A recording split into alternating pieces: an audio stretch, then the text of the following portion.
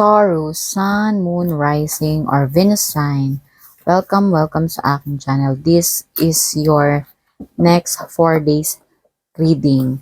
This is also a timeless reading. Kung kailan mo mapanood ito, pwede nga dun pa mag-resonate sa'yo.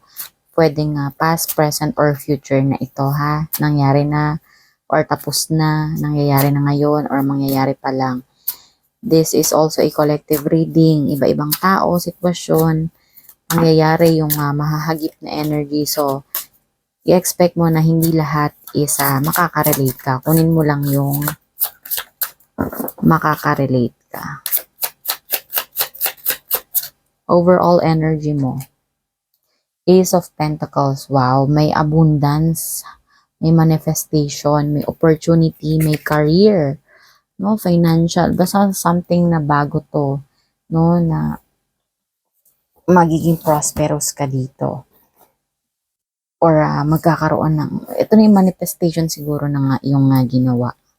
No, Gemini, yung mga pinag-play mo nung Gemini, sorry ha, Taurus ito. Gemini kasi yung last reading ko. Taurus.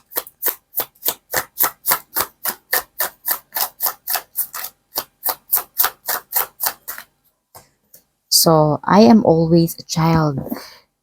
So, i-ano mo lang daw, i-enjoy mo lang. Parang nakikita ko dito bagong trabaho to Gemini. Yung tipong i-enjoy mo lang yung infinity x infinity. No?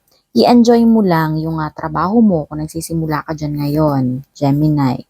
No, yung tipong, alam mo yun, parang pagkatapos mo ng trabaho is parang nagsasaya ka ulit, ganun. Kasi siguro na-pressure ka, napapagod ka, ganun, galing ng trabaho.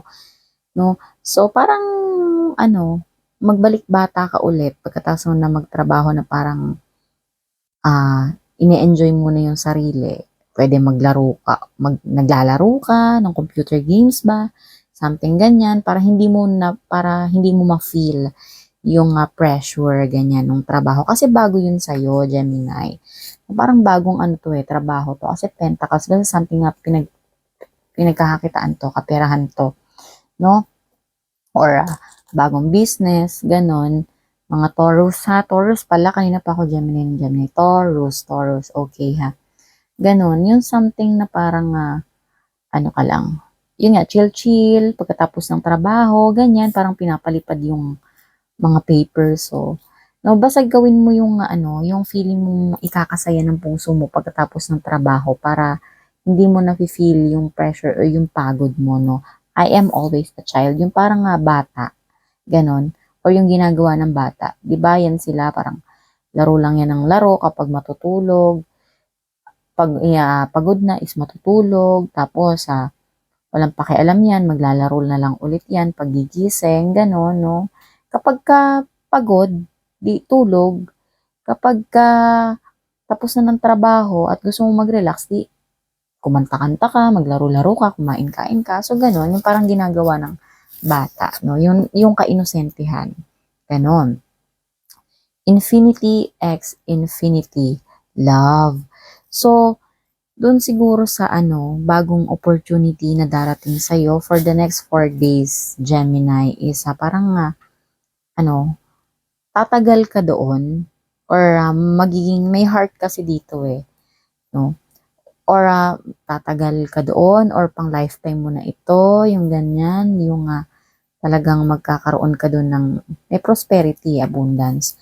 No, yung tipong parang magiging stable ka doon or magiging regular ka and mamahalin mo yun. Sinasabi dito ng card, no? Infinity x infinity, ganon. It's not the end, only the beginning, no? Nagsisimula pa lang yung iyong journey doon sa energy na paparating sa'yo. And yun nga, basta something to sa financial, Taurus. Nagsisimula pa lang yung iyong journey. Part in your heart. Party in your heart, sorry. So siguro baka dati, party goer ka, ganyan, Gemini. Sorry ha, kaya pa ako Gemini. Baka may related sa inyo dito, Gemini. Baka dati, Taurus is party goer kayo, ganyan, dahil nga may bago na kayong pinagkakaabalahan ngayon, something kaperahan, no, medyo nalilesen na yung pakikipagkita ninyo sa friends ninyo, kahit na gustong-gusto ninyong makipagkita. Ganon, kasi mga friendly rin kayo, mga Taurus, mga humble kayo ganyan. No, so isipin mo na lang daw, no, na parang nagpa-party-party ka na lang sa isip mo. Dalawang beses lumabas yung child. Itong baby, tapos yung I'm always a child. No? Parang sinasabi dito na parang, bumalik ka na lang sa kainosentihan mo, yung parang ikaw na lang yung gagawa ng way para sa sarili mo kung paano mo maisasalba yung kalungkutan ba, or yung naboboring ka, ganon, or wala ka na sa sitwasyon ngayon, or yung paparating na energy sa sitwasyon ngayon na dati isa parang ginagawa mo. Tulad niyan, ayun nga kung dati isa lagi mong kasama yung mga kabarkada mo, ganyan. Ngayon isa iba na yung priority mo. No, kasi nga may trabaho ka na Yun. So siguro kung namimiss mo sila, sa isip-isip mo na lang daw siguro, naisipin mo is parang kasama mo sila, nakikiparty ka sa kanila, ganon, or baka pwede na kung sobrang gusto mo silang makita pero hindi pa muna sa ngayon, hindi pa pinapahintulot ng panahon, no, kumanta-kanta ka na lang muna, ganyan, yun nga, yung magbigay ka ng rason para ikaw na lang yung gumawa ng way para maging medyo malimutan mo sila, ganon, no, party in your heart. So, kuha pa tayo ng message.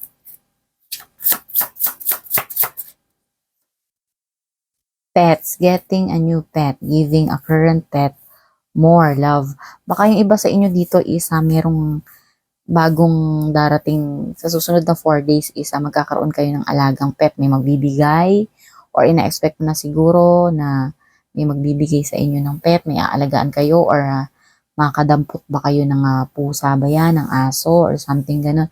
Basta magkakaroon kayo ng bagong pet daw, ganon.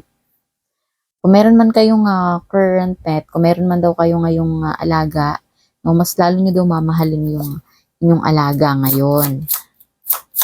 Or in connection din dito sa tarot reading. Pwede din isa sa maging relief mo, galing ka sa trabaho, ganyan, o yung alagang hayop, yun yung magbibigay sa iyo ng kahit papaano na mawala yung pagod galing sa trabaho. Narcissist, someone is too full of themselves. So, i-expect mo lang, no, doon sa bagong energy or something doon sa bagong kaperahan na meron iba-ibang ugali ng tao yung mga kasalamuha mo. Hindi mo katulad siguro na earth sign, ganyan. Is parang kung ikaw ay humble ka, alam mo yun, meron ka sigurong makikita or makakasalamuha doon na bago mong katrabaho na parang medyo mayabang ba, medyo bossy ba, ganon, or parang ang taas-taas ng tingin sa sarili, ganon daw ang sinasabi ng card. Love spell, you've been bewitched, no? Baka yung iba din naman sa inyo dito, baka naman parang, or may kakilala kayo dito na parang nababaliw na sa pag-ibig, Taurus. Yung tipong, alam mo yun, yung mga dapat na hindi niya ginagawa, or dati hindi naman siya ganun. Pero ngayon parang nagkaroon siya ng partner is parang parang na siyang baliw na lahat binibigay niya, ganun. Baka or ikaw to baka ganun, no? Baka daw ka na, ginagayuma ka na, may love spell. Ganun ang sinasabi dito. Taurus. Yes, luck is on your side. No, wag ka mag-alala kasi kahit ano man yung pinagdadaanan mo ngayon, pagod ka man, or namimiss mo yung dati mong buhay, or namimiss mo yung friends mo, or konti na lang yung time mo sa family mo, no, or iniisip mo ba ngayon, Taurus, kung ito na ba tong job na ito is para na ba sa'yo? So, ang sagot doon is a yes daw. Kasi nga magtatagal kami, infinity nga yan, 'di ba? Parang it's a confirmation na meron talagang luck meron talagang swerte doon sa iyong trabaho daw ngayon, Taurus, no? So, kuha naman tayo ngayon ng Archangel message.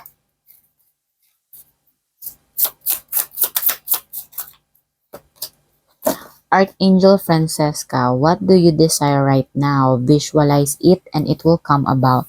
Negativity will block your process. No, so parang pinag-iisip ka ngayon ni Archangel Francesca, no? Ano ba daw yung dinidesire mo ngayon? Yung mga gusto mong mangyari ngayon sa buhay mo. Isipin mo daw yon, kumbaga, i-visualize mo yon, kumbaga, i-ano mo yon, isipin mo yon, i-picture out mo yun sa iyong isip. At kapag na-picture out mo yun sa iyong isip, no, yun daw ay darating, no? Yun daw ay mangyayari, dadating. Negativity will block your progress. So, huwag ka mag-isip ng negativity kasi alam mo, yung progreso doon sa mga iniisip mong mabuti is yun yung nakakabalakid, yung pag-iisip mo ng hindi maganda. So, yun yung paparating sa iyo na energy for this coming 4 days, Taurus. So, yun lang. Thank you.